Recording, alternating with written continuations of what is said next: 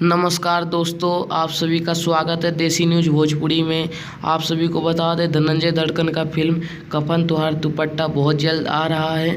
आप सभी को बता दें, अगर आप धनंजय दड़कन के फ़ैन हैं तो इस वीडियो को लाइक कर दीजिए और अपडेट पाने के लिए सब्सक्राइब करके इस चैनल को घंटी दबा दीजिए, ठीक है। आप सभी को बता दें, पहले तो ये जानते थे कि इनकी फ़िल्म क्यों नहीं आ रही थी। आप सभी को बता दें, इनका फ़िल्म जनवरी में ही रिलीज़ होना था, लेकिन कुछ कारणवश रिलीज़ नहीं हुआ, जिसका कारण ये है कि RCA म्यूजिक में इनका NOC रखा हुआ था जो कि नहीं दे रहे थे। उसी के चक्कर में बवाल हुआ था और बहुत सारे विवाद आप सभी के सामने आए थे।